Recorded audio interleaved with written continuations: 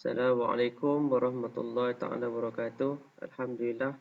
Hari ini kita akan bercakap berkaitan dengan masalah keuangan dalam rumah tangga dan macam mana masalah keuangan ni boleh mempengaruhi pergaduhan lah, berlakunya pergaduhan dan seterusnya menyebabkan berlakunya perceraian. Di sini saya dah gariskan, saya dah sertakan beberapa kisah rumah tangga yang real punya. Jadi kita akan bincangkan tentang perkara ni lah.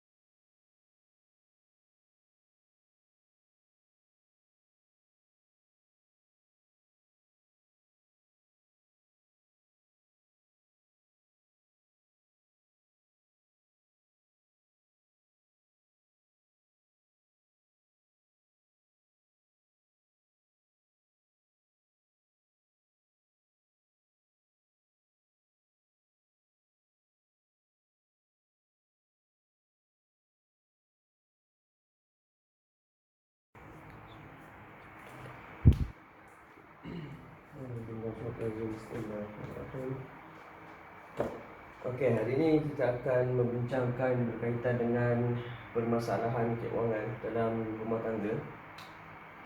Okey, jadi di sini saya dah sebut tadi bermula dalam masalah keuangan. Saya bagi situasi. Seorang lelaki A berkahwin dengan seorang wanita B. Sebelum berkahwin, mereka telah bercinta selama setahun dua lah. Okay, so lelaki situasi pertama adalah lelaki declare gaji kepada bakal isteri. B, lelaki tidak declare gaji kepada bakal isteri. Kan, bila berkawan dan tempoh berkawan tu ada yang declare, ada yang tak declare lah. Jadi tidak wajib untuk declare, tapi pada pandangan saya lebih better declare. Saya kata kenapa. Okay, C, lelaki minta pelepasan atau hak-hak isteri atau kelonggaran lah. Lelaki ni dia minta pelepasan hak-hak isteri dia kan, masa lepas berkahwin lah. Lepas berkahwin dia minta ada hak isteri yang dia minta untuk dilepaskan lah, ataupun kelonggaran lah. Okey, lelaki minta pelepasan ni dengan syarat. Dia bagi syarat lah. Okey, dia bagi syarat. Dia mungkin cakap macam ni, saya rasa saya punya gaji kecil lah. Saya cakap tadi lelaki declare gaji dia. So dia kata gaji dia kecil kan, dia kata gaji kecil. Jadi saya rasa saya tak mampu lah nak penuhi tanggungjawab saya dekat awak. Awak rasa awak boleh terima saya ke seadanya kan? Ataupun dia boleh bagi macam ni, contoh, saya akan berusaha untuk penuhi hak awak. Saya akan buat dua kerja. Cuma saya khawatir kalau saya tak mampu penuhi 100% tanggungjawab saya, jadi saya minta berlebih kurang, minta halal lah apa yang kurang tu. Jadi sebab apa? Bila dia mengguna pakai, dia minta untuk berlebih kurang dengan isteri dia, bermaksud dia mengguna pakai kaedah susah sama susah, senang sama senang kan. Sebab isteri bila dah kahwin, dia boleh tuntut hak isteri. Walaupun lelaki tu tak cukup keuangan ke, dia mesti boleh tuntut. So tujuan kita adalah kita nak perempuan tu sedar dengan siapa dia berkahwin. Dengan siapa dia berkahwin. Sebab itu bagi saya adalah better untuk dia declare gaji, supaya bagi keadilan ke perempuan tersebut, untuk perempuan tersebut memilih calon dia. Perempuan tersebut bersetuju atau tidak nak berkahwin dengan calon dia tu, dengan kawan lelaki dia tu kan. Dan kawan lelaki dia ni, dia dah minta pelepasan ataupun kelonggaran. Mungkin bukan semua hak isteri, sebab tanggungjawab suami terlalu banyak. Jadi dia minta sedikit pelepasan untuk perkara tertentu, kalau dia tak mampu tunaikan kan. Sebab saya cakap tadi lah, majoriti rata-rata macam yalah, gaji kurang kan, perempuan. Jadi dia buat macam ni untuk minta pelepasan hak-hak isteri. Jadi isteri tu dia dah tahu dah, oh memang dia sedar. Masa dia berkahwin tu dia sedar dengan siapa dia berkahwin, dengan orang yang bergaji kecil kan. Lepas ada anak nanti pun akan ada lagi keperluan untuk anak. Jadi tak timbullah isu Takkan tak timbul isu. Maksudnya perempuan tu dia sendiri yang decide daripada sekarang. Dia sendiri yang buat keputusan daripada sekarang. Dia nak berkahwin, dia yang memilih lelaki tu. Kan. Kalau dia rasa dia tak boleh hidup atas prinsip ni, dia tak boleh pakai prinsip ni, kan. Dia ada dua, satu berdasarkan kepada hukum, kan, satu berdasarkan kepada prinsip ni. Ini saya panggil prinsip tasawuf lah. Kan. So kalau dia nak ikut hukum juga, dia kata tak nak, saya mau hak saya dipenuhi juga 100%. Macam mana pun awak kena usaha, awak kena bagi saya macam-macam lah hak, kan, tanggungjawab dan hak. Jadi lelaki tu tak boleh lah nak teruskan, dan di-advise untuk jangan teruskan lah, kan. Akan berlaku masalah lagi, lelaki tu akan tanggung dosa lagi. Tapi kalau katakan lelaki tu dia cakap macam ni, dia khawatir, kan. Dia kata khawatir kalau saya tak mampu penuhi 100%. Jadi dia dah backup diri dia awal-awal. Dia maksudnya kata dalam hati niat dia nak penuhi. Sebab tu dia kata saya akan berusaha buat 2 kerja lagi. Tapi dalam keadaan zaman sekarang, kadang-kadang 2 kerja pun tak cukup duit, kan. Betul kan? Dalam keadaan zaman sekarang, kadang-kadang 2 kerja pun tak cukup duit. Jadi sebab itu, bila dia pakai macam ni, dia minta lebih kurang, maka dia guna prinsip susah sama susah, senang sama senang. Maka dia minta untuk pakai tasawuf. Sebab tu dia minta pelepasan hak daripada isteri tersebut. Kan. Jadi kalau isteri tersebut ada pilihan sekarang, nak teruskan atau tak mahu teruskan. Kalau tak mahu teruskan, okay, that's it, setakat saja kita berkawan. Ini ikut pengalaman saya cerita pengalaman saya sedikit sama. Jadi saya ada beberapa orang yang saya berkawan lah, kan. Jadi bila kita dah sampai satu stage tu, saya akan declare, okay, gaji saya banyak ni, kan. Kalau saya akan cakap, saya memang macam ni, saya akan pakai ayat yang macam ni, cara yang macam ni, sama saja. Cara yang macam ni. Kalau saya sedar, dengan gaji kecil saya tak mampu nak penuhi tanggungjawab saya. Saya takut nanti saya, bila isteri tidak redha, dia tidak semau, susah sama susah, senang sama senang, maka suami tersebut akan bertanggungjawab, akan kena menanggung dosa, kan. Jadi sebab itulah awal-awal lagi kita dah minta untuk isteri redha, dan menggunakan konsep tasawuf. Bila mana isteri redha, adakah dia redha macam tu, dia rugilah aku macam ni, kan, ni hak aku tapi aku lepas. Tak, kan, macam tu. Setiap benda tak ada kerugian dalam agama ni, benda tak ada kerugian. Memanglah kalau lepaskan nampak di segi duit, nampak rugi, tapi di akhirat pahala begitu banyak, diganti dengan pahala. Itu saja benda ni, kan. Kalau kita nak berkahwin atas prinsip ni, okey, boleh pakai. Sebab apa? Ikut kaedah tasawuf, dapat pahala yang banyak. Tetapi kalau kata ikut hukum pun tak salah, boleh. Cuma kalau lelaki tak mampu, dan awal-awal break up lah, tak perlu berkahwin. Kan? Walaupun undang-undang Tuhan ada dah, dia berdosa, dosa besar.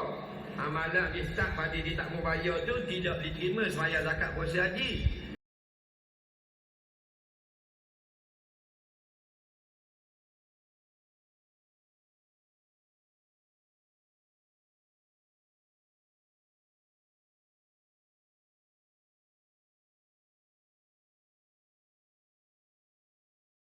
Sebab itu adanya dengan syarat atau tanpa syarat. Kalau A ni adalah dengan syarat. Syarat dia apa kita letak sini? Syarat dia adalah dia akan berusaha, dia ada niat, dia nak penuhi, tetapi dia khawatir kalau tak dapat. Dia bukan dia nak ambil kesempatan kepada perempuan tersebut, kan. Dia berjanjikan kosong ke, dia nak ambil kesempatan ke, kan, dia nak menumpang kesenangan isteri dia ke. Dia tak ada hasrat langsung macam tu lah. Macam tu di hati dia. Dia cuma khawatir kalau dia tak dapat nak memenuhi 100%. Sebab kalau tak dapat, isteri tak redha, dia pertama dia akan dianggap sebagai hutang, kan. Kedua, dia akan berdosa besar. Jadi dia akan ada problem dekat akhirat nanti. So benda ni dah fikirkan awal lagi, ke depan lagi. Dah fikirkan ke depan lagi. Dah berpandangan jauh dah. Okey, ini tanpa syarat. Tanpa syarat ni yang dia minta pelepasan hak isteri dia tu daripada mula-mula sebelum kahwin lagi. Dia dah minta lepaskan. So benda ni kadang-kadang ada situasi, memang benar, perempuan ramai yang tak berkahwin. Okay, ni saya cerita real story. Perempuan ramai yang tak berkahwin di luar sana lah kan. Ramai yang tak berkahwin juga. Okey. Kadang-kadang mereka melepaskan hak mereka. Mereka akan bercakap, tak apalah, awak tak payah tanggung makan minum, rumah pun awak tak payah. Saya cuma memerlukan seseorang untuk berada di samping saya. Sebab apa? Dia perlukan keperluan emosi. Untuk memenuhi keperluan emosi dia. Apa itu keperluan emosi dia?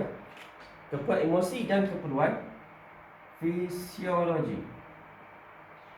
Emosi kasih sayang, keperluan kasih sayang, perhatian, manja. Dia perlukan lelaki yang boleh beri macam ni daripada dia. Dia sepi, sunyi, dia hidup keseorangan. Kalau dia memilih untuk cara macam ni lah. Tapi kalau dia tak mau fikir macam ni, dia nak hidup seorang pun tak ada masalah. Cuma ada sebahagian perempuan yang nak ada pasangan dia sebab dia yelah rasa kalau tengok orang lain berumah tangga, dia pun rasa nak berumah tangga kan. Jadi sebab tu dia sanggup untuk berlebih kurang, kan. Dan fisiologi ni adalah dia nak keinginan lah untuk ada anak kan. Fisiologi lah kan. Seksologi, fisiologi sama lah. Untuk ada anak kan. Untuk ni lah, apa, ada waris, kan, ada waris. So kalau tanpa syarat, kan, tanpa syarat ni makna kata lelaki ni dia lepaskan hak semua. Perempuan ni yang buat syarat, perempuan kata tak apa, awak tak payah bagi apa-apa kepada saya dah ada rumah, saya dah ada kereta, saya dah ada makan minum pun saya boleh tanggung, kan, semua saya ada. Cumanya apa? Cuma ni saya perlukan seorang di sisi saya, kan. Maka perempuan tersebut dia dah lepaskan hak dia. Cuma yang selalu menjadi masalah adalah bila dia mula menuntut hak dia kembali lepas kahwin. That is the problem. Padahal dia dah janji dah sebelum kahwin. Sama ada dia lupa atau tidak. Kalau dia lupa, kalau dia terlupa tak sengaja, then tak ada hukum. Tidak ada hukum bagi orang yang terlupa janji dia. Tapi kalau dia sengaja, kan, dia sengaja dia minta juga macam tu, dia tidak memungkiri janji. Walau bagaimanapun, saya kena bersikap adil di sini. Saya pernah dengar seorang ustaz cakap, lelaki tersebut tetap kena bagi juga. Contohnya dia mungkin kehilangan kerja. Selepas dia dah berkahwin 2-3 tahun, mungkin dia dah kehilangan kerja dan dia terpaksa minta hak dia tu tersebut. Maka lelaki tersebut tetap terpaksa bagi juga hak dia sekadarnya, semampunya. Bukan tuntut semua juga. Tak betul juga. Tu kata sekadarnya, semampunya. Contohnya dalam bab makan minum, semampunya. Makan minum, mungkin dia support makan minum, mungkin dia tak support lah rumah kan. Tu saya cakap tadi, orang tadi mungkin dia dah melepaskan hak-hak dia sebelum kahwin tu semua. Tapi bila lepas dah kahwin, benda dah jadi berbeza. Jadi sebab tu dia masih dia akan tuntut, dia terdesak dia akan tuntut dalam bab ni. Makan minum lah, walaupun bukan semua. Macam tu. Perempuan cakap, saya terima awak seadanya. Kalau awak mampu, awak bagilah nafkah. Kalau tak mampu, tak apalah. Kan, perempuan cakap macam ni lah. Dia adalah lelaki tidak minta pelepasan atau kelonggaran hak-hak isteri. Ini sebelum kahwin, lelaki dia tak minta langsung pelepasan atau kelonggaran hak-hak isteri, kan.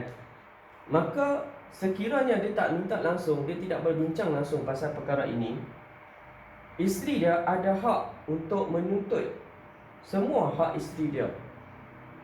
Isteri dia ada hak untuk menuntut semua hak isteri dia. Apa hak isteri akan dibincangkan dalam lebih lanjut dalam perkara dalam sesi yang lain lah. Okey. Lelaki minta pelepasan atau kelonggaran hak isteri semasa rumah tangga. Okey. Yang ini sebelum berkahwin. Yang atas tadi, ini adalah sebelum berkahwin. Ini adalah selepas berkahwin. Selepas berkahwin, lelaki ni lepas dia dah berumah tangga, dia nampak dia tak mampu. Sebab mula-mula dia ingat dia mampu. Kan. Tadi yang perkara ni C1 dengan syarat. Dia berkahwin dengan syarat. Okey. Dengan syarat dia diminta pelepasan lah. Okey. Yang E pula adalah dia mungkin adalah berkaitan dengan dia nak penuhi hasrat dia, hati dia nak penuhi, dia nak bagi semua yang isteri dia punya hak. Tetapi bila dah kahwin baru nampak rupanya dia tak mampu. Kadang-kadang berlakulah masalah macam ni. Masalah macam ni berlaku contohnya bila mana dia nak berkahwin tu, dia terpaksa berhutang. Dia orang yang susah, jadi dia terpaksa berhutang sampai banyak lah kan.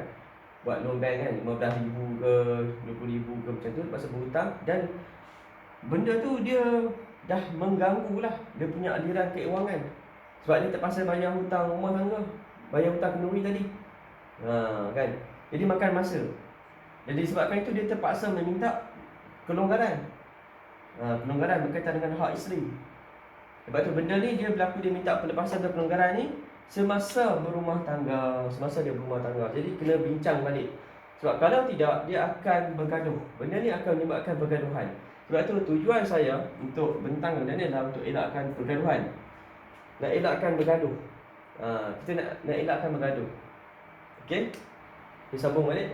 Berkaitan dengan masalah lain, nombor itu tadi berkaitan dengan sebelum perkahwinan lah. Perkahwinan tadi semuanya sebelum perkahwinan. Okey, sekarang masalah lain yang akan berlaku. Katakanlah kita bagi situasi. Ya. Tadi dia dah berjanji kan dekat sini. Dia khawatir. Jadi isteri dia pun dah berjanji lah. Tiba-tiba lepas berkahwin, isteri telah terlupa dengan janji atau persetujuan yang dibuat sebelum kahwin. Isteri dah terlupa. Jadi dah setuju dah sebelum kahwin macam ni kan. Tapi lepas dah kahwin, maklumlah kan, nak kahwin tu makan masa kan. Makan masa daripada couple, lepas tu merisik, lepas tu bertunang, lepas tu kahwin. Isteri terlupa. Jadi adakah salah isteri? Adakah salah isteri? So kalau mengikut Ustaz cakap, Ustaz cakap, dia tidak ada hukum. Sebab dia terlupa, tak ada hukum. Dalam janji dia terlupa, tidak ada hukum, tak punya hukum. So dia bukan mungkir janji. Saya cakap bukan mungkir janji, kan? Tetapi jika diingatkan, katakanlah diingatkan kembali, jadi berdosa jika tidak tunaikan atau minta pelepasan.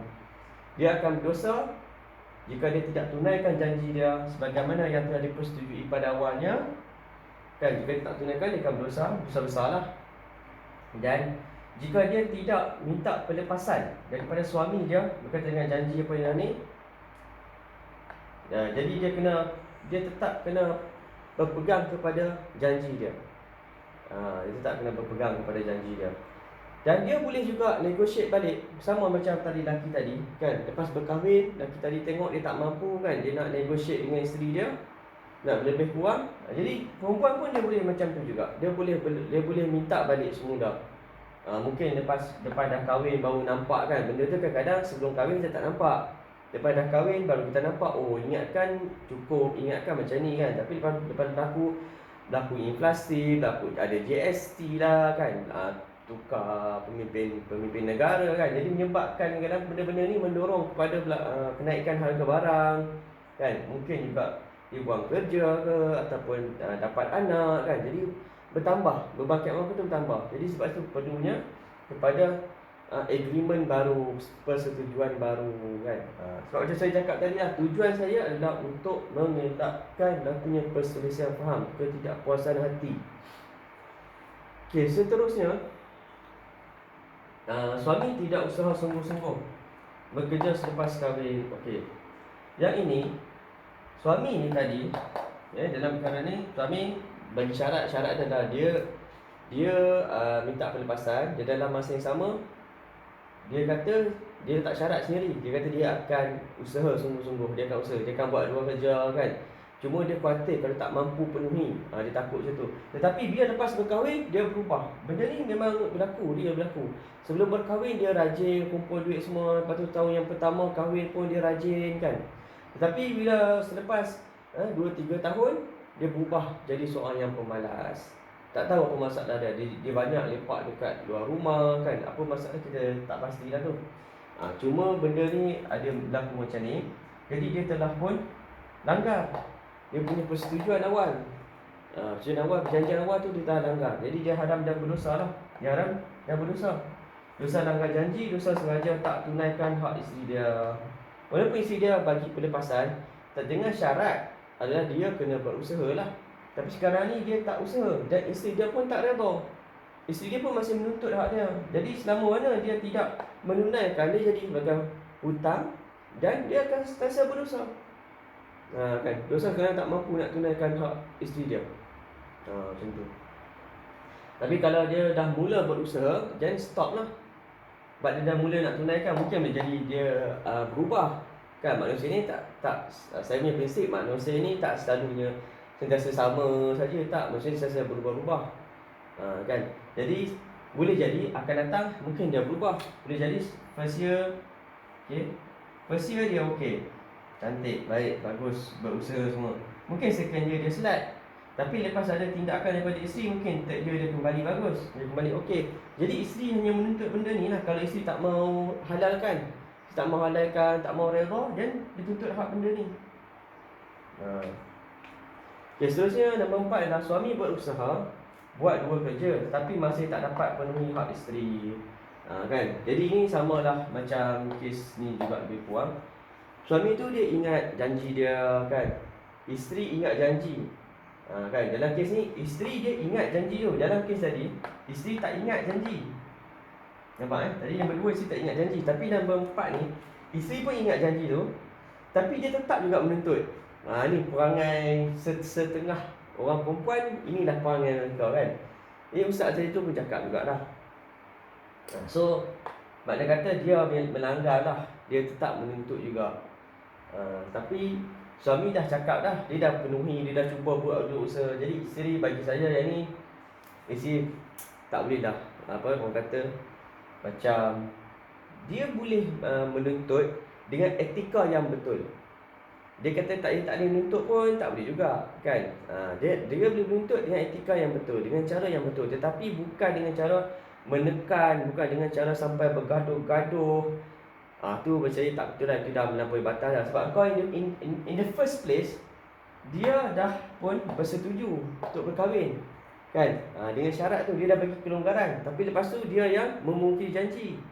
So, maybe berlaku something lah, kan, yang menyebabkan dia terpaksa menuntut juga hak dia. Cuma dia punya voice tu, suara dia tak boleh terlalu lah menekan sangat. Dia boleh bagi peringatan secara berhikmah, kan. Dia ada etika, dia ada cara dia. Jadi suami pun kenalah cuba berusaha, kena ada persefahaman kat tu lah. Sebab suami pun dia dah usaha semampu dia. Kalau katakan isteri ni sampai terlalu menekan, dia khawatiri dia dah pun bertindak zalim kepada suami dia, sedangkan persetujuan dah dibuat awal-awal. Kan? Dan isteri dia pun berkahwin. Semua isteri ni berkahwin dalam keadaan mereka mengetahui kemampuan keuangan suami mereka. Kan? Kecuali dah kalau suami tu makin lama makin naik gaji dia, kan, dan dia pun sama saja, suami pun bagi sama saja, tak naik-naik. Jadi sebab tu benda ni perlu diperhalusi. Okey. So nombor 5 adalah tiada apa-apa perjanjian yang dibuat, isteri boleh tuntut, tak salah. Kan?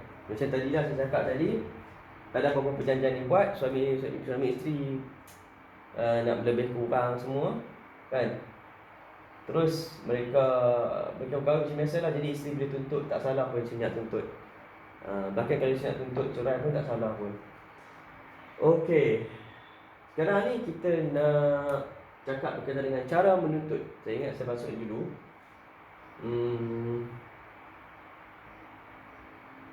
Saya masuk cara menuntut. Cara menuntut lah. Okay, cara menuntut adalah perbincangan suami isteri. Perbincangan suami isteri, duduk bersama, nyatakan ketidakpuasan hati. So saya ada sediakan,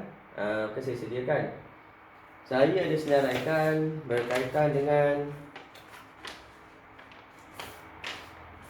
masalah rumah tangga ni. Semua orang akan ada masalah rumah tangga. Jadi dekat sini ada 5 perkara. Bila suami isteri bergaduh ataupun nak berbincang, 5 benda ni kena ada. Ambil satu borang, satu kertas, kan? Kita kata borang ketidakpuasan hati. Okey, borang ketidakpuasan hati. Sebab kalau tak puas hati baru akan bergaduh, kan? Kan? So borang ketidakpuasan hati, dalam tu kena adalah tarikh, hari. Nombor 2, okey, bilangan yang keberapa, bil yang keberapa. Nombor 3, Okay, apa yang tak puas hati tu? Apa benda yang tak puas hati? Okay, apa benda tak puas hati? Nombor 4, pembelaan diri. Okay, pembelaan diri lah, ataupun penerangan. Pembelaan diri atau penerangan lah. Okay. Kadang-kadang isteri dia tak puas hati kepada suami dia, tapi suami tu kenalah diberi peluang untuk membela diri dia. Tak bolehlah hanya isteri saya tuduh bagi suami, ataupun sebaliknya kan, suami marah-marah isteri kan, tapi isteri tak tahu apa salah dia. Tak boleh juga. Jadi sebab tu kena ada pembelaan diri. Sebab benda tu kadang dia boleh berlaku sebab salah faham, miscommunication ke. Ini fikir macam ni, tapi sebenarnya macam ni. Mungkin ada kisah sebaliknya. Sebab tu ada perlunya diberi peluang bela diri atau penerangan lah. Nombor 5 barulah cadangan.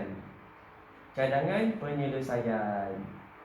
Okey, penyelesaian ni bincanglah sama-sama kan. Kalau ikut hukum Islam, suami adalah pemimpin kepada rumah tangga, maka keputusan akhir adalah di tangan suami. Walau bagaimanapun, kadang-kadang ada keputusan yang isteri tetap tak berpuas hati kan. Jadi perlulah suami kena yakinkan isteri dia. Sebab biasanya suami dia lebih rasional. Yang ni memang pun ustaz bercakap suami lebih rasional berbanding wanita. Bila dia tak puas hati, dia akan emosi akan menguasai diri dia. Jadi kadang-kadang dia tak dapat nak bagi cadangan penyelesaian yang baik. Kan. Jadi sebab tu suami kena yakinkan isteri dia sampai isteri dia bersetuju dan rasa macam inilah solusi yang terbaik. Sama ada suami tu kena bentangkan, contoh kalau masalah keuangan, bentangkanlah pasal perbelanjaan keuangan. Kan? Saya akan bagi idea. Okey, contohnya lagi kena bentangkan masalah keuangan tersebut kan. Macam mana kadang-kadang isteri dia tak nampak bajet tersebut, mana pergi duit kan. Jadi suami dia senaraikan, bagi tahu kepada isteri dia, duit belanja banyak ni kan. Jadi tak cukup, mungkin tak cukup kan kat situ. So yang ni, yang permasalahan yang saya kongsi ni ada berkaitan dengan masalah duit saja, tak terlibat dengan benda lain. Makna kata curang ke, masalah dengan adik-beradik ke kan, adik-beradik suami ke, adik-beradik isteri ke. So saya tak bentangkan dekat sini ya. Ni fokus dia hanya masalah keuangan saja. Okey. Tapi metod yang saya bagi ni, buat ketidakpuasan hati ni boleh digunakan untuk macam-macam punya pergaduhan lah, bentuk ketidakpuasan hati tu. So lagi satu, nombor 6 adalah mampu dicapai atau tidak. Kadang-kadang kita takut cadangan ni adalah cadangan yang tidak realistik, tak rasional, cadangan yang tak logik, ataupun cadangan yang bergantung kepada sesuatu keadaan. Bergantung kepada sesuatu keadaan. So disebabkan itu, maka kita kena senaraikan adakah mampu dicapai ataupun dalam kawalan atau tidak. Dalam kawalan kita ataupun di luar kawalan kita. Contohnya isteri tak puas hati dengan suami, maka adakah benda tu dalam kawalan suami ataupun di luar kawalan suami. Kalau di luar kawalan suami, tak adil lah kan benda tu. Macam mana suami nak buat keputusan benda tu? Tapi kalau dalam kawalan, maybe suami boleh berusaha kan. Dan kalau ada benda tu, dia perlukan bergantung kepada situasi. Situasi contohnya dalam keadaan sekarang COVID-19 kan. So mungkin terjejas sikit semua keuangan. So syarat dia adalah lepas COVID-19 ni dah settle semua, okay, baru mampu untuk capai apa yang telah dicadangkan. Okay. Antara cara untuk mengatasi masalah sebab kita masuk perbincangan suami isteri, cara nak atasi masalah keuangan juga.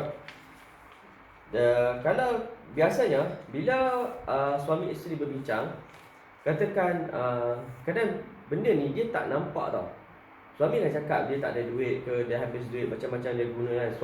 Isteri tak nampak atau suami tak nampak benda ni kan. Disebabkan itu, advice saya untuk senaraikan benda yang setiap bulan. Benda yang setiap bulan apa benda, senaraikan. Kemudian berapa ada baki dia. Kemudian tulis kan. Tulis sendiri, sehari berapa belanja kan. Okay, itu satu metod. Metod yang kedua adalah duit akaun tu bukan duit akaun, nombor akaun tu bagi kepada isteri. Biar isteri tengok, biar isteri percaya. Kan, biar isteri tengok, biar isteri percaya. Dan kita keluarkan duit tu, lepas kita dah bayar semua dah, kita keluarkan ikut mingguan. Kan, ikut mingguan. Sebab metod yang saya cadangkan ni memang digunakan oleh sebahagian keluarga. Bukannya saya memandai-mandai buat sendiri. Dan cadangan ni pun dicadangkan oleh pakar hal ehwal rumah tangga kan. Dan metod yang ni pun dibuat oleh beberapa orang juga untuk atasi masalah ni.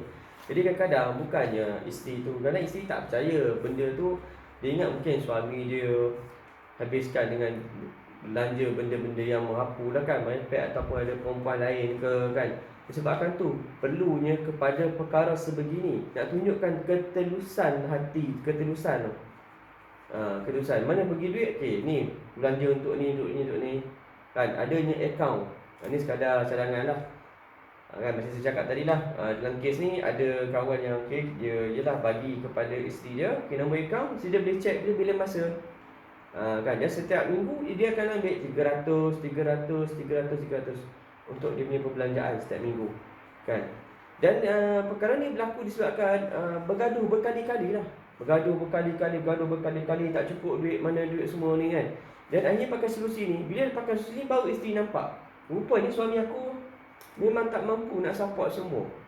Dan isteri akan lebih redha, hati dia akan lebih tenang, dan dia akan lebih bersabar kan. Dan dia tak akan mudah-mudah lah. Kadang kalau dia nak macam tertekan kan, tak cukup duit pun, dia akan faham kenapa, memang tak cukup, nak buat macam mana. Berbanding kalau dia tak tahu. Kalau dia tak tahu, dia akan syak mana pergi duit. Dia akan jadikan benda tu satu isu untuk bergaduh. So saya harap saya boleh dapat bagi idea, some idea untuk korang cuba. Seterusnya, jika isteri tidak percayakan suami dengan metod ni atau tak mahu guna metod ni, sebab dia tidak menjadi satu kewajipan untuk suami bagi kepada isteri akaun nombor dia kan. Bahkan dalam Islam pun sebenarnya tidak digalakkan, tak digalakkan. Cuma ini adalah satu kaedah yang boleh digunakan untuk berbincang, untuk mengelakkan mudarat yang lebih besar, yakni bergaduh yang akan membawa kepada perceraian. Okay. So metod yang seterusnya, kalau katakan di luar sana banyak kes yang isteri tak tahu macam mana dia nak tuntut dengan suami dia. Kadang-kadang dia dah berbincang banyak kali pun, dah bergaduh banyak kali, dia letih, tapi dia masih sayangkan keluarga dia. Dia masih sayangkan keluarga dia kesiankan anak-anak dia kan. Dia nak bercerai tak sanggup kan. Ada situasi macam ni kan. Dia sayangkan suami dia, cuma suami dia macam was-was dengan suami dia. Jadi apa yang boleh dibuat adalah pergi kepada mahkamah. Pergi kepada mahkamah. Untuk mahkamah ni saya share di sini video daripada Ustazah Asma.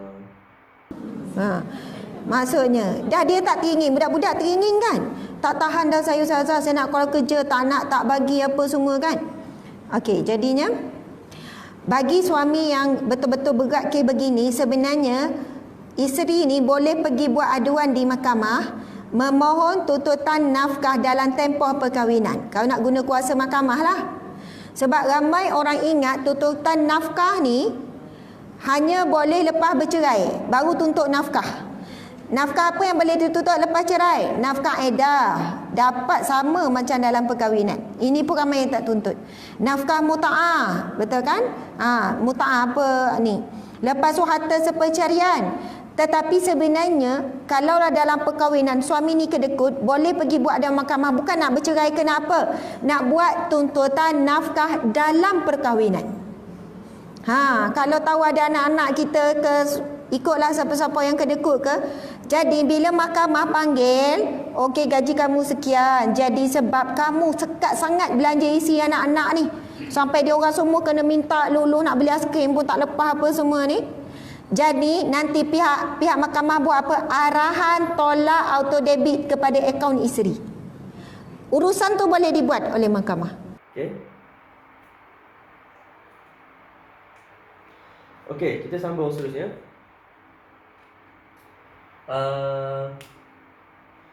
Bila pergi ke mahkamah, of course lah mahkamah akan siasat dengan lebih detail lah benda ni kan. Okey, antara perkara yang isteri perlu pertimbangkan sebelum pergi ke mahkamah. Bukan simply pergi ke mahkamah buat tuntutan macam itulah. Kan? Bagi can dulu kan. Kita berbincang dulu baik-baik kan. Okey. Cuba fikir. Tanggungjawab suami ni terlalu banyak. Terlalu banyak. Adakah suami telah penuhi tanggungjawab dia yang lain-lain? Bukan tanggungjawab suami bukannya 3 sahaja kan, makan minum, pakaian, tempat tinggal. Ini yang paling basic lah kan. Tapi dia tanggungjawab kepada anak dia lagi, kan, kepada mak ayah dia lagi. Jadi ada orang yang dia memfokuskan tanggungjawab dia kepada mak ayah dia, anak dia, tapi bab isteri dia kurang. Ada orang dia fokuskan kepada tanggungjawab dia ni, duit ni banyak kerana dia lapor kepada isteri dia, tapi bab anak dia kurang. Anak isteri pula terpaksa tanggung. Jadi kadang-kadang benda tu dia bermain-main dalam lingkungan macam ni. Kan? Dia main dalam lingkungan macam ni. Kadang-kadang dia bagi makan kurang tapi barang dapur lebih pula. Kan? Rumah kurang tapi yang ni lebih pula. Kan? Disebabkan itulah maka kenalah berbincang, tengok balik is it fair tak? Kita nak pergi tu fair ke untuk suami tu? Adakah suami tu benar-benar tak laksanakan tanggungjawab dia? Apa hutang suami tu? Suami pun banyak tanggungjawab kan. Jadi dalam keadaan ni kita kena tabayun dan husnuzon. Tabayun, siasat dahulu keuangan suami. Betul ke seperti dakwa? Mungkin kita fikir lain. Mungkin kita jangan sampai kita salah sangka, kita fikir negatif, buruk sangka dengan suami kan. Sebab benda ni kita kena tahu dulu. Bila kita dah tindak ke sini, seolah-olah macam suami ni soal yang tak bertanggungjawab ke? Boleh jadilah kalau adakah kita suami tak bertanggungjawab kan. Okey, kemudian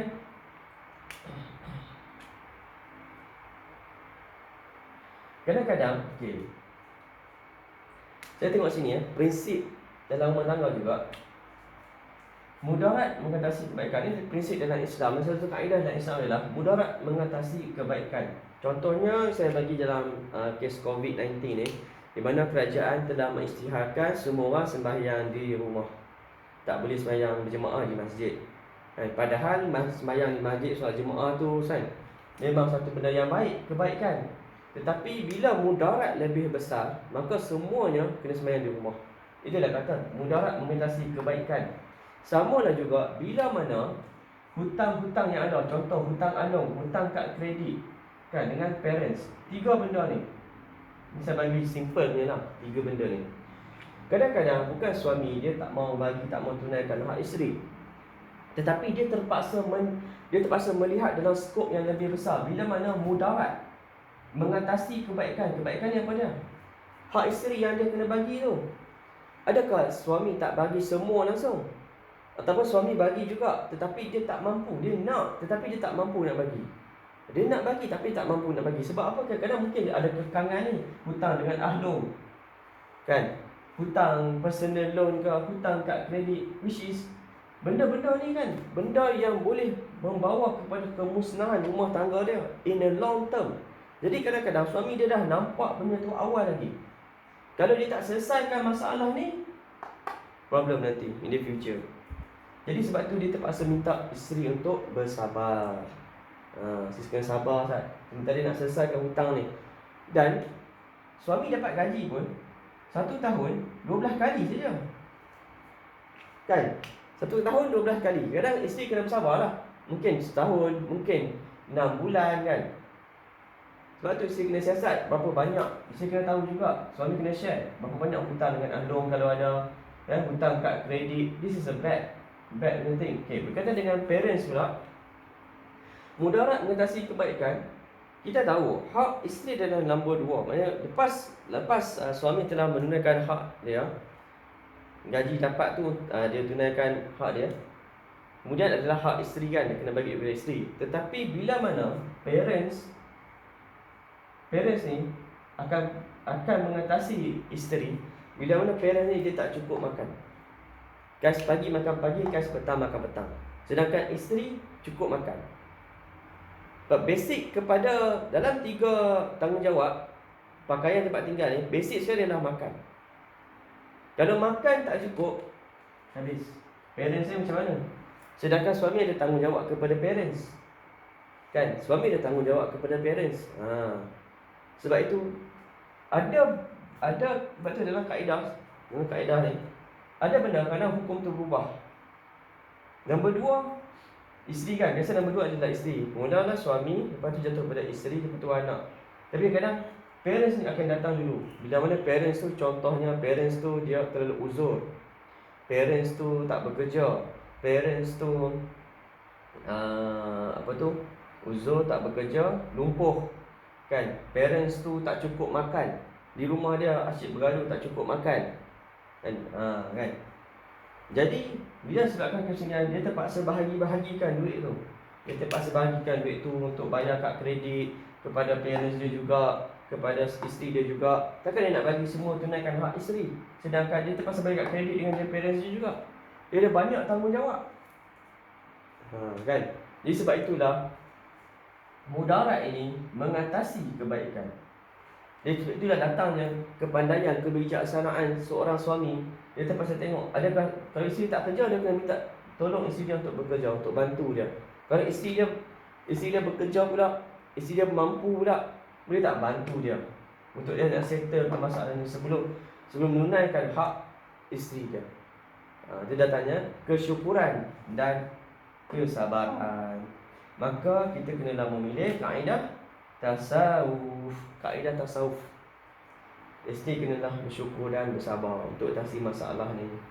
Kalau isteri menuntut juga menggunakan kaedah fiqh, memanglah akan hancur rumah tangga tu. Sebab dia dah tak mampu nak ada hutang kat kredit, parents lagi, isteri bertuntut hak dia, habis lah. Dia akan tersepit. Dia akan tersepit. Kan, luah mati mak, telan mati bapa. Okey. So seterusnya, kena pertimbangkan lagi, seluruhnya mahkamah pertimbangkan lagi, adakah suami telah lakukan kebaikan. Contohnya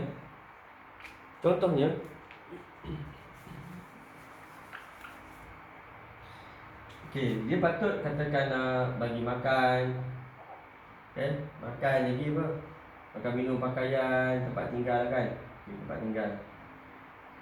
Kemudian tempat tinggal ni pula, kalau kita tengok detail dia kena ada alas tidur.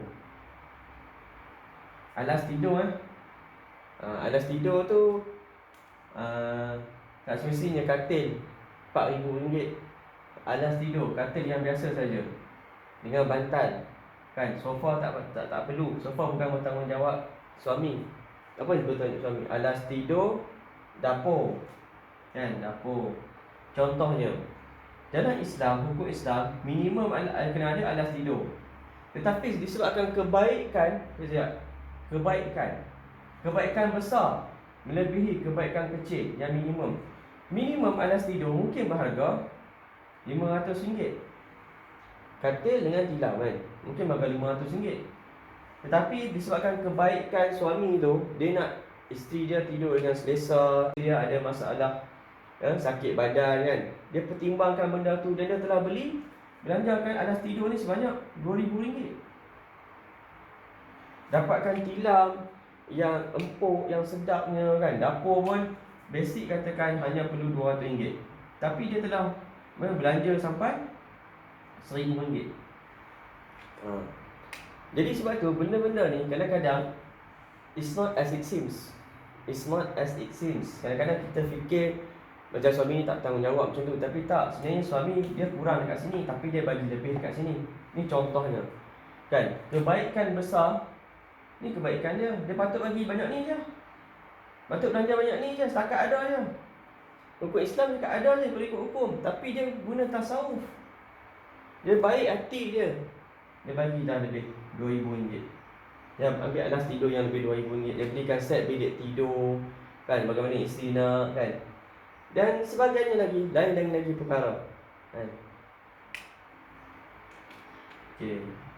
Seterusnya adalah beringatlah bila mana isteri kadang-kadang terlalu mendesak suami, kan, meminta hak dia. Kadang-kadang takut dia khawatiri suami isteri akan buat perkara yang melanggar syariat bila mana dalam keadaan yang terdesak, kan. Contohnya suami akan mengambil rasuah, ataupun isteri akan bertindak, isteri curang akan mula mencari kawan lelaki lain, akan curang di belakang suami dia, kan? Disebabkan tu kita takut kalau terlalu sangat menekan, terlalu sangat menuntut hak tu, akan dikhawatiri nanti akan berlaku benda-benda yang ni, kan? Kemudian lagi dikhawatiri juga berlaku ketidakpuasan hati di pihak isteri. Isteri pula bertindak balas kepada suami dia, buruk dibalas buruk, which is dilarang dalam Islam. Contohnya bukan suami dia sengaja tak mahu bagi, kan, tak mahu bagi, tapi disebabkan kemampuan barang suami dia tak mencapai lagi, belum lagi mampu, dia nak settlekan lagi benda-benda lain, nak settlekan lagi hutang dia ke, kan. Jadi dia minta masa, kelanjutan masa, maka isteri kena bersabar lah. Tapi kalau isteri tak bersabar, isteri akan ambil tindakan melawan cakap suami, walaupun benda yang betul pun lawan cakap suami, dan lawan akan terus lawan sampai provoke, orang kata apa, provoke untuk suami ceraikan dia, dan tak mahu tidur dengan suami, kan. Benda ni salah, dosa. Dia dah nusyus. Bukan suami tu yang nusyus, tetapi isteri tu yang telah nusyus. Isteri tu yang telah nusyus. Bila mana suami dalam keadaan suami dah usaha dah. Sebab tu suami hanya bertanggungjawab untuk berusaha, tetapi rezeki tu Allah Ta'ala yang kurniakan. Bila berlaku keadaan macam ini, maka bersabar dan bersyukur. Kalau tanya pun kepada mana-mana ustaz ke semua, okay, memang suruh bersabar dan bersyukur. Jadi di sini saya mencadangkan solusi lah. Solusi dia adalah para ulama mencadangkan kaedah yang terbaik untuk mengatasi masalah ni adalah berlebih kurang suami isteri. Berlebih kurang suami isteri. Kalau tidak, masing-masing akan hadapi masalah. Masing-masing akan hadapi masalah. Kerana apa? Yang tanggungjawab isteri pun banyak. Isteri kena hormat suami, okay? Ikut cakap suami, kan, tak boleh tinggi suara dengan suami. Adakah isteri telah menunaikan hak-hak suami? Semestinya pada zaman sekarang ni, kan, susah suami isteri nak tunaikan hak-hak suami. Ni hak-hak suami bukan dalam bentuk material, tetapi dalam bentuk perbuatan.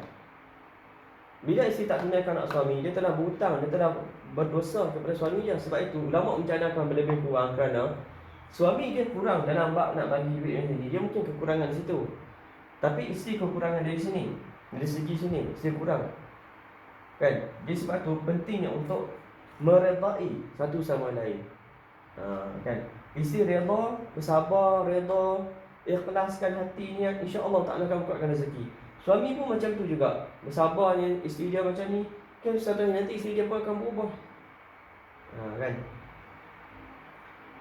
Sebab tu kadang kita nampak hanya kita punya hak sahaja. Isteri mungkin nampak hak dia saja dari segi material duit macam ni, tapi dia tak sedar yang benda-benda macam ni pun dia kena tunaikan hak kepada suami dia, kan. Sebab itu ulama, Ustaz Azhar Idrus ataupun Syekh pun mencadangkan untuk berlebih kurang. Itulah yang terbaik. Okay. Cadangan yang kedua daripada seorang ustaz juga lagi adalah untuk buat agreement baru. Sebab tadi mula berkahwin kan, dah ada agreement ke, kan. Yang mana nak buat agreement, ada agreement lah. Jadi buat agreement baru balik.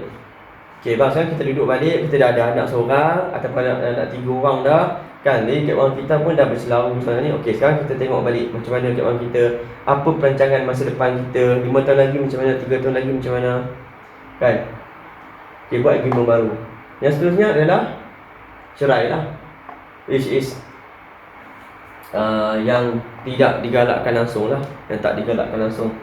Tidak ada orang ustaz pun ataupun yang ni yang menggalakkan, kecuali hanya telah berusaha, kan. Isteri dah berusaha, dah semua cara dah usaha dah pergi kaunseling, dah pergi ni, dah usaha, okey, dan dah sekali cerai lah. Kalau masih tidak mau meredai, tak mau berlebih kurang pun tak mau dah, dan buat macam mana, kan. Seterusnya adalah nasihat, adalah usahakan benda yang Allah suka. Usahakan benda yang Allah suka, bukan benda yang kita suka. Ini adalah nasihat. Usahakan benda yang Allah suka, bukan benda yang kita suka. Jadi saya nak berkongsi sikit lah kisah. Saya adalah seorang isteri yang taat kepada suami dan mengikuti segala perintah Allah, tetapi saya tidak menerimanya dengan wajah yang gembira. Ini kerana suami saya tidak memberikan hak-hak saya yang menjadi kewajipannya, seperti memberikan pakaian, sehingga saya memisahkan diri daripada tidur bersamanya. Adakah saya berdosa berbuat begini? Allah SWT telah mewajibkan agar saling memperlakukan pasangan dengan baik dalam hubungan suami isteri. Masing-masing daripada keduanya mesti berupaya keras untuk melakukan sesuatu yang wajib baginya. Okey, di sini saya kongsikan pendapat daripada buku ni, 300 masalah rumah tangga. Jadi apa yang Syekh nasihatkan adalah, saya nasihatkan kamu agar kamu tetap bersabar menghadapi segala kekurangan yang ada pada suamimu. Berusahalah dengan bersungguh-sungguh untuk memberikan hak suami yang menjadi kewajipanmu. Sesungguhnya dengan izin Allah, ia akan berakhir dengan sesuatu yang terpuji. Mungkin dengan seorang isteri yang bersungguh-sungguh melaksanakan tugasnya akan menyebabkan suami menjadi merasa malu. Okay, jadi saya akan kongsi lebih lanjut lah saya benda ni. Jadi ada kisah daripada zaman Rasulullah SAW, bagaimana seorang isteri yang kaya berkahwin dengan seorang lelaki yang miskin. Ia adalah iktibar untuk kita semua, untuk kita ambil pengajaran. Isteri kaya tersebut, bila dia dah berkahwin dengan suami dia yang miskin, kan, suami miskin mana mampu kan nak bagi makan 3 kali sehari, nak berikan pakaian. Tetapi isteri ni sangat soleh, walaupun dia seorang anak orang yang kaya, anak orang yang kaya, tapi dia sangat solehah. Isteri ni seorang isteri yang solehah. Dia telah mengikut suami dia, cara hidup suami dia. Bukan suami dia yang mengikut cara hidup dia, tapi dia yang telah mengikut cara hidup suami dia. Apa yang suami dia makan, dia makan. Apa yang suami dia suka, dia suka. Kan? Apa yang suami dia punya sepatu, kasut yang kualiti macam tu, dia pun merendahkan diri pakai kualiti macam tu. Ini nak kata isteri yang terbaik lah, kan? Isteri yang terbaik. Tetapi mungkin pada zaman sekarang ni sukar untuk kita jumpa isteri yang macam ni. Tetapi sekurang-kurangnya isteri yang lebih bernasib baik dan lebih Allah kurniakan rezeki kepada berbanding suaminya, seeloknya kita cuba memahami macam mana kepayahan pasangan kita untuk nak memenuhi hak-hak seorang isteri, keperluan seorang isteri tersebut. Kan, mungkin kita kena banyak bersabar lagi. Kan kita fikir kita dah bersabar, mungkin kita banyak bersabar lagi. Dan adalah lebih baik kalau kita melihat kepada orang-orang yang lebih kurang daripada kita, untuk kita melahirkan perasaan syukur dalam hati kita. Jangan tengok orang yang sama macam kita. Jangan tengok orang yang lebih nasib baik daripada kita, orang yang lebih baik lah kan keadaannya. Tapi tengoklah dengan orang yang kurang lagi daripada kita. Kan? Baca kisah-kisah tersebut. Jadi seterusnya akan melahirkan perasaan syukur dalam hati kita. Kita rasa bersyukur. Bila kita rasa bersyukur, Allah SWT berjanji, kalau kami syukur, Allah Ta'ala akan, kalau kita bersyukur, Allah Ta'ala akan limpahkan lagi rahmat, Allah Ta'ala akan tambahkan lagi rezeki. Kan? Ini janji Allah. Dan kalaulah ada satu tips yang saya ni, hukum, saya tak kongsikan satu tips adalah berkaitan dengan hukum 5 tahun. Hukum 5 tahun. Yang mana saya akan kongsikan dalam kisah seterusnya berkaitan dengan hukum 5 tahun. Kenapa 5 tahun? Kenapa 5 tahun? Saya kongsikan. Tapi apapun, kita cubalah selesaikan masalah dengan baik. Cuba elakkan daripada berlakunya perselisihan. Banyak yang saya dah bagi faedah untuk suami isteri berbaik, kan. Cuba. Isteri, sebenarnya saya nak jelaskan, isteri nak menuntut cerai tak salah, isteri memang ada hak. Tetapi adakah itu jalan yang terbaik? Adakah itu jalan yang terbaik? Kan? Apa benda yang Allah, adakah itu perkara yang Allah Subhanahu Taala suka? Kan? Jadi mungkin kadang kita tak perlu pakai kaedah fiqh. Ahli fiqh kalau memang kata ada hak, saya ada hak, betul, tak nafikan. Tetapi mungkin kita kena pakai kaedah tasawuf. Betul dikatakan untuk bersyukur, sabar. Dan ulama pun, bila ulama bagi pandangan, Syekh bagi pandangan, Ustaz Zahid bagi pandangan, semua ni semua menjakat untuk berusaha dahulu menggunakan kaedah tasawuf. Berusaha dahulu sampai tahap tu lebih daripada 5 tahun. Kan saya cakap balik, kenapa 5 tahun? Lebih daripada tu, rasa tak boleh, dan apa boleh buat kan, kadang bukan rezeki. Dan biarlah benda tu dah usaha, dah sehabis usaha dah, sehabis daya dah. Dan apakan daya, terpaksalah redha dengan ketentuannya. Jadi semoga siapa yang ada masalah suami isteri, kadang masalah kewangan ni, mungkin boleh ambil saya punya ni lah yang saya kongsikan ni dapat daripada pakar kaunseling, pakar rumah tangga, para ustaz kan. Itu saja. Sekian, Assalamualaikum.